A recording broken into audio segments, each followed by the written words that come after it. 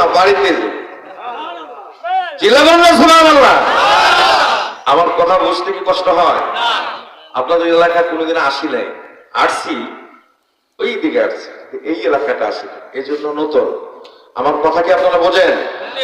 আচ্ছা, আবার আল্লাহ রাব্বুল আলামিন বললেন ওয়াসাইনাল ইনসানা বিওয়ালিদাইহি হুসনা। বাড়ি যে আল্লাহু আকবার বলবেন, যেরকম না আল্লাহু আকবার। কথা বুঝতেছেন না? আমার বুঝতেই হবে। আয়াতের শেষে আল্লাহু আকবার বলা লাগে। আমার আল্লাহ রাব্বুল আলামিন বললেন ওয়াসাইনাল ইনসানা বিওয়ালিদাইহি হুসনা। আমি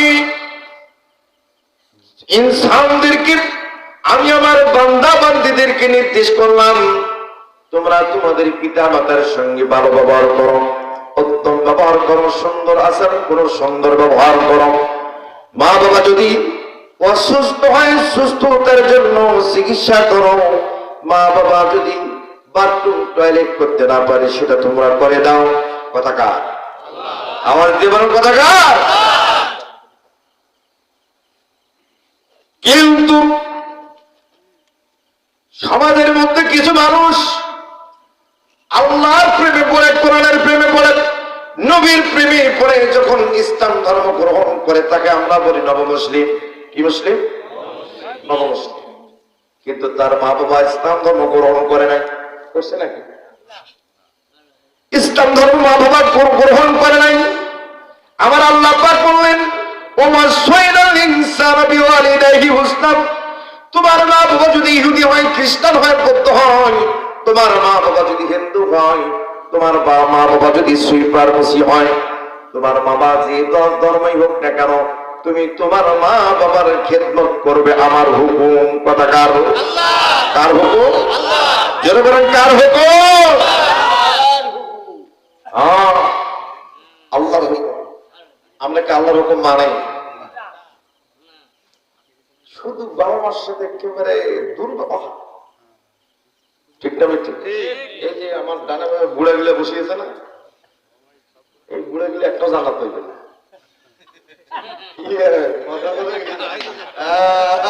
আল্লাহ দেবে না, এই বুড়াও জান্নাত পাইবে না। ভাইবে ভাবেন আপনি জান্নাত পাবে? গ্যারান্টি দিতে পারবে? তাহলে মারামারি করেন আমার সাথে, জান্নাত পাইবে। কে? জান্নাত তো যাবে হলো 16 বছরের যুবক। কত বছরের যুবক? 16 বছরের যুবক। এর মতো যুবক যাবে জান্নাত। সুবহানাল্লাহ।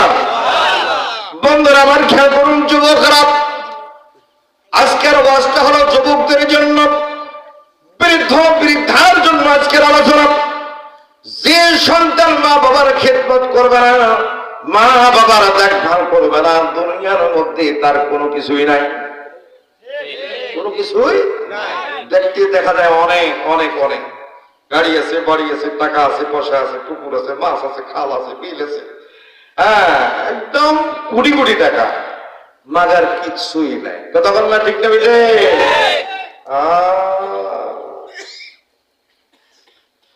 বন্ধুরা আমার খেয়াল করুন, আল্লাহ রাব্বুল বললেন বান্দা তোমাকে যত হাজার কোটি টাকার মালিক বানাই দিলাম, ওই কোটি টাকার মালিক হলো তোমার বাবা, তোমার মা। কথা না? আরো জন্য কথা না? কিসের তোমার বাবা না হলে মা হলে পৃথিবী দেখা যাইতো না? কথা বল লাগে? দেখা যাইতো? বন্ধুরা আমার খেয়াল করুন, আমার আল্লাহ পাক বললেন ওয়াসাইনাল ইনসানা বিওয়ালিদাইহি হুসনা। আমি তোমাদেরকে নির্দেশ করলাম মা বাবার সঙ্গে ভালো ব্যবহার করো, সুন্দর ব্যবহার করো, উত্তম ব্যবহার করো। মা বাবা যদি মাজুর হয়, অসুস্থ হয়, চিকিৎসা করো। মা বাবার বাথরুম টয়লেট অবস্থা যদি করতে না পারে সে ব্যবস্থা করে দাও, সুযোগার্য পর্যন্ত করে দাও, গোসল করে দাও, ঠিকঠাক ভাবে খাওয়া দাওয়া করো এবং গায়ের মধ্যে তেল মালিশ করে দাও, পা হাত টিপে দাও। মা বাবার সঙ্গে সুন্দর সুন্দর কথা বলো, হাসি মুখে কথা বলো। বরং বর্তমান জমানার বউগুলো, ছেলেগুলো মা বাবা যত বিরুদ্ধ হয় আচরণের মাত্রা তত খারাপ হয়। ঠিক না ঠিক? বুড়া আর বুড়ি, ঠিক না? এই বুড়ে মরে না রে, হ্যাঁ এই বুড়ি মরে না, এত মানুষ মরে, এই বুড়ি মরে না রে, ঠিক না বেটে? কথা কম। আল্লাহ রাব্বুল আলামিন বললেন এটা মা বাবার হকের ব্যাপারে হল। এখন একটু ভিতরে ঢুকি। আচ্ছা, ভিতরে ঢুকার পরে আমি আবার ব্যাক করবো, কিন্তু মনে থাকবে তো? আলোচনা কিন্তু মগজের মধ্যে ধরে নেন। আমার আল্লাহ রাব্বুল আলামিন বললেন وَإِن جَاهَدَاكَ لِتُشْرِكَ بِي مَا لَيْسَ لَكَ بِهِ عِلْمٌ فَلَا تُطِعْهُمَا আল্লাহু আকবার।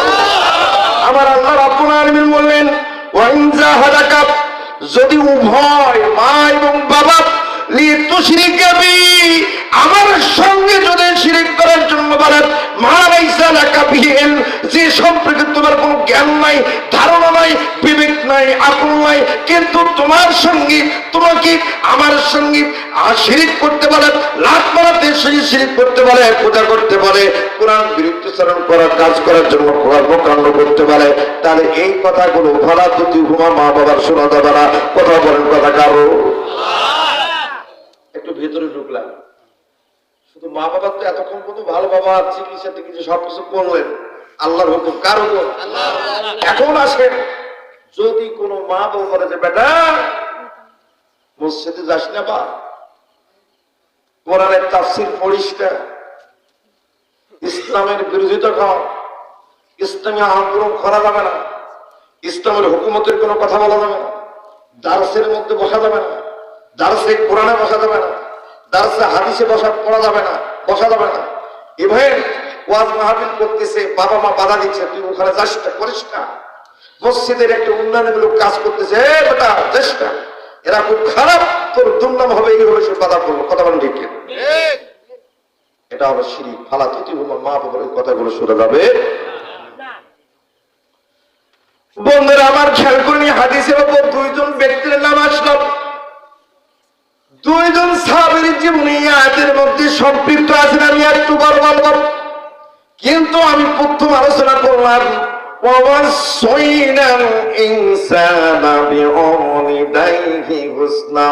মা বাবার সঙ্গে ভালো ব্যবহার করো, উত্তম ব্যবহার করো, সুন্দর ব্যবহার করো, মা বাবার খেদমত করো, মা বাবার চিকিৎসা করো। একজন দুনিয়ার জমিনে আমার বন্ধুগুলো মা এবং বাবার খেদমত করার কারণে এখন পর্যন্ত জীবিত আছে। বয়স প্রায় 5,500 বছর হয়ে গেছে, 6.5 বছর হয়ে গেছে। আস্তে করে বলেন না আল্লাহু আকবার।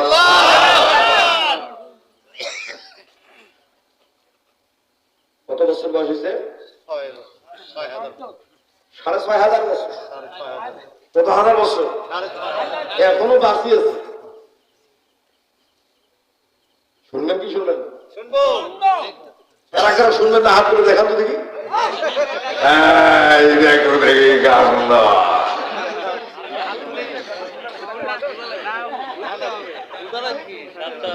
কোন দিকে গেছি যে আল্লাহ জানে। আমি বলছি কারা কারা শুনবেন হাত তুলে দেখাবে। এখন বলবো কারা কারা শুনবেন হাত তুলে দেখান। আমিন আমিন আমিন আমিন আমিন। হবে হবে খেলা হবে। বন্ধুরা আমার খেলা করুন।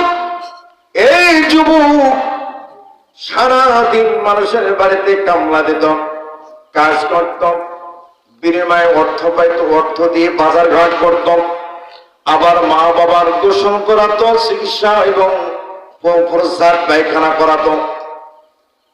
খারাপ কাজ না ভালো কাজ? মানুষের বাড়িতে কামলা দিই বা কার বাড়িতে কামলা দিই? মানুষের বাড়িতে কামলা দিয়ে যা পায় মা বাবা বিরুদ্ধ মাজু সেবা যত্ন করে, তারপরে সে নিজে খায়।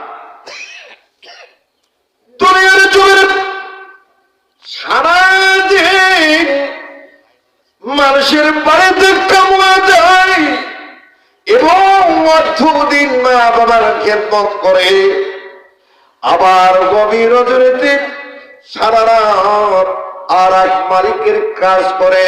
আওয়াজ দিয়ে বলেন না সুবহানাল্লাহ। একজন মানুষের মনের কয়জন মনে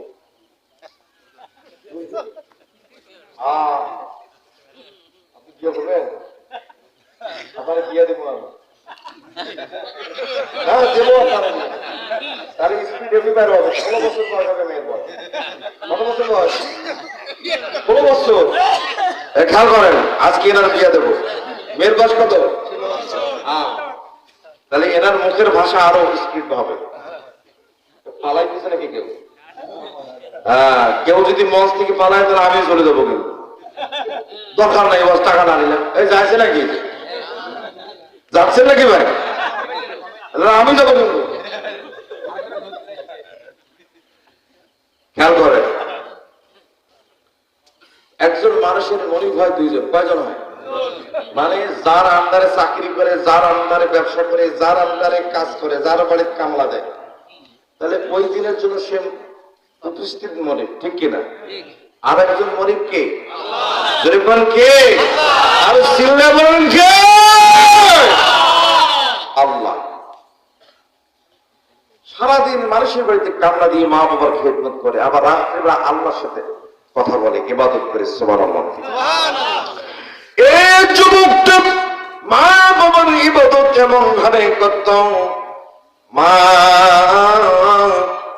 আল্লাহর কাছে ফরিয়াদ করল, মালিক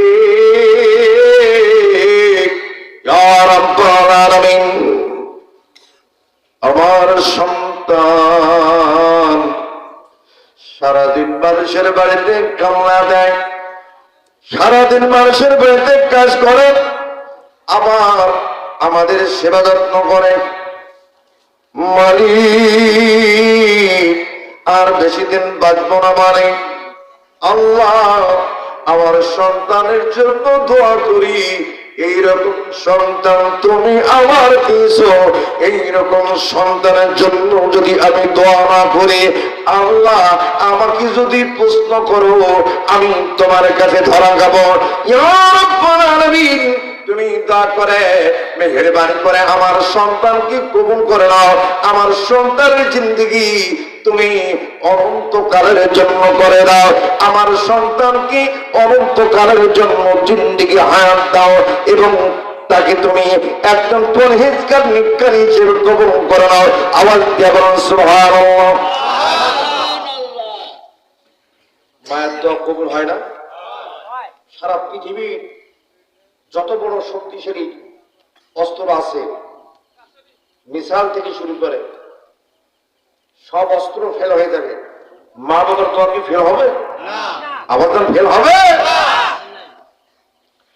মা যখন আল্লাহর কাছে দোয়া করলেন, মালিক আমার সন্তানকে তুমি কবুল করে নাও, আল্লাহ আমার সন্তানের হায়াত দরাজ করে দাও, আমার সন্তানকে তুমি দীর্ঘজীবী বানায় দাও, যাতে করে আল্লাহ তোমার নৈকট্য হাসিল করতে পারে।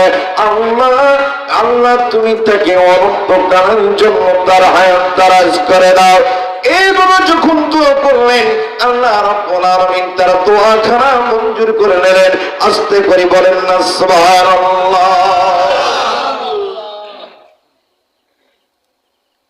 এদিকে বাবা দোয়া করে, বাবা দোয়া করতেছে, মালিক ইয়া রাব্বুল আলামিন, আমার সন্তান আল্লাহ আমার সেবা যত্ন এমন ভাবে করে, আমার সেবা এমন ভাবে করে, এত সেবা করে, কষ্ট দেয় না আল্লাহ, প্রস্রাব পর্যন্ত পায়খানা পর্যন্ত পরিষ্কার করে দেয়।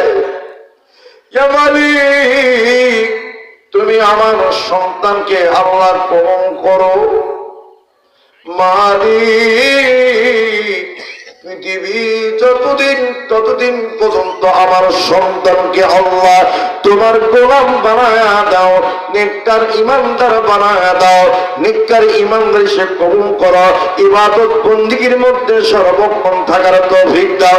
চিৎকার করে বলেন সুবহানাল্লাহ। এই জায়গায় কথা বলছে কারা? এই জায়গায় এই মঞ্চের ডান পাশে কারা?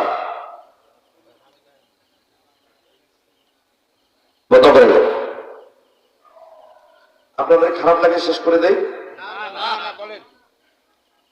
আমার মাহফিল ডিস্টার্ব চলবে না বাবা, কোন সাউন্ড হবে, একটা সুই করলে শব্দ হবে, সেটার আওয়াজের জন্য আমি পাই। দূর থেকে মেহমান নিয়ে আসছে, পরিবেশ যদি না দেয়, এত হাজার হাজার টাকা খরচ করে লাভ বলেন, লাভ আছে কেন? কষ্ট দিলে আপনাদেরকে। বন্ধুরা আমার খেয়াল করুন, মা এবং বাবা যখন দোয়া করবে, দোয়া আল্লাহর কাছে কবুল হয়ে গেল, মঞ্জুর হয়ে গেল, তাহলে মা এবং বাবার দোয়া হলে দুই প্রকার। কয় প্রকার?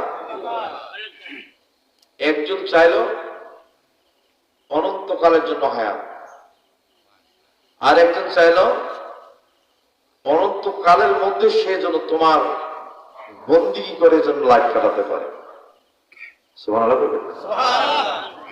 পিতা মাতার দোয়া যে কবুল হয়, এটার একটা নমুনা আপনাদের সামনে তুলে ধরলাম।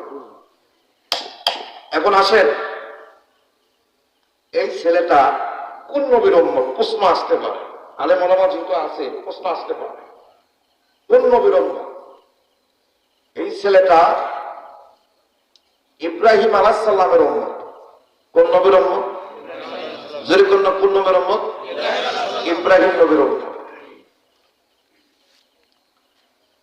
ইব্রাহিম নবীর পরে 5000 বছর পর সুলাইমান নবীর সাথে দেখা হবে। কেমনে? সুলাইমান নবী উনি তখ্তের মধ্যে বসে গোটা পৃথিবী শাসন করছেন। ঠিক না ঠিক? পৃথিবী শাসন করছেন মুসলমান নেতা দুইজন। কয়জন? দুইজন। একজন হলো সুলাইমান নবী, আর একজন হলো কি? জুলকারনাইন। কয়জন? একজন সুলাইমান নবী, আর জুলকারনাইন। কয়জন হলো? দুইজন নবী। সুলাইমান নবীর বিবি ছিল 1000। কয় হাজার? 1000 বিবি ছিল। 1000 বিবি। তাই বলে আপনারা করতে চলে পারবেন না। 1000 বিবি ছিল। সুলাইমান নবী একদিন তখ্তের মধ্যে এক রাজ্য থেকে আর এক রাজ্যতে যাচ্ছেন, তার দৃষ্টি নজর সমুদ্রের মধ্যে পড়ে গেল। কার মধ্যে পড়ে গেল? সমুদ্রের মধ্যে পড়ে গেল। সমুদ্রের মধ্যে যখন দেখতে পাইলেন সমুদ্রের মধ্যে ঘূর্ণিঝড় তুফান চলছে, সুলাইমান নবীর একজন মন্ত্রী ছিল, তার নাম হলো আসিফ বিন বরখিয়া। কি নাম? আসিফ বিন বরখিয়া। সুলাইমান নবীর প্রধানমন্ত্রীর নাম ছিল আসিফ বিন বরখিয়া। সুলাইমান নবী বললেন, আসিফ বিন বরখিয়া, তুমি তো দিনের মধ্য থেকে একজন আমার প্রধানমন্ত্রী, দেখো তো ওই সমুদ্রের মধ্যে কেন ঘূর্ণিঝড় ঘূর্ণিপাক, কারণটা কি একটু দেখবে নাকি? ঘূর্ণিপাকটা দেখার জন্য আসিফ বিন বরখিয়া তৎক্ষণাৎ সুলাইমান নবীর নির্দেশে সমুদ্রের মধ্যে ডুব দিলেন। ডুব দিতে দিতে দিতে দিতে আবার বর্তমান সমুদ্রের মাটির তলার মধ্যে চলে গেলেন। যাওয়ার পর দেখতে পেলেন 4টা দরজা, 4টা জানালা। কয়টা দরজা? 4টা দরজা, 4টা জানালা। এই 4টা দরজা, 4টা জানালা বিশিষ্ট একটা রুমের ভেতর একটা যুবক নামাজ পড়ে। ওই রুমটার ভেতরে কোনো পানি নাই, পানি চতুর্দিক দিয়ে ভরে, কিন্তু রুমের ভেতর কোনো পানি নাই, এবং কি সুন্দর পাকা মোজাইক করা, ধুলা উড়াচ্ছে এবং বাতাসে যুবকের পাঞ্জাবিটা ফর ফর ফর ফর করে উড়াচ্ছে। আমার বন্ধুগণ, এই পরকিয়া আসিফ বিন বরকিয়া যখন বললেন, এই অতন সমুদ্রের মধ্যে এই ঘর কেমনে আসলো, কেমনি তুমি আসলে, কেমনি তুমি এখানে বসবাস করো, কেমনি তুমি নামাজ পড়ো, কারণ কি তুমি আমার এই একটু প্রশ্ন উত্তর দেবে নাকি? কিন্তু নামাজের পর চলছে, নামাজ শেষ হয় আবার শুরু হয়, নামাজ শুরু হয় আবার শেষ হয়, আবার শুরু হয় আবার শেষ হয়। এইভাবে যখন জেনের বাদশা, অনেকক্ষণ জেনের প্রধানমন্ত্রী সুলাইমান নবীর প্রধানমন্ত্রী অনেকক্ষণ অপেক্ষা করার পরেও ওই যুবকের সঙ্গে যখন কথা বলতে পারলেন না, বাধ্য হয়ে ওই বড় আসিফ বিন বরকিয়া ওই ঘরটাকে টেনে এইভাবে আস্তে করে সুলাইমান নবীর দরবারে হাজির করলেন। আওয়াজ দিয়ে বলেন না আল্লাহু আকবার।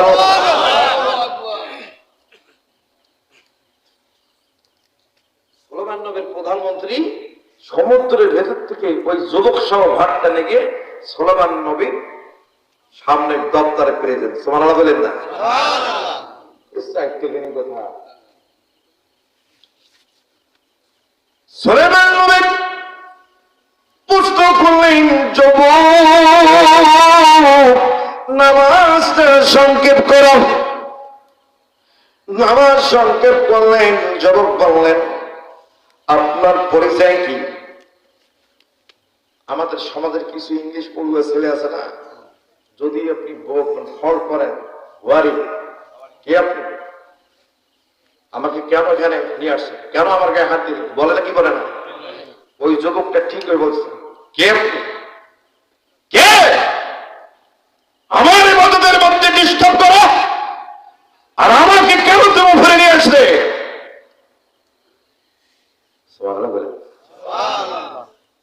আল্লাহওয়ালাদের গরম আছে না নাই? আল্লাহদের গরম দেখে।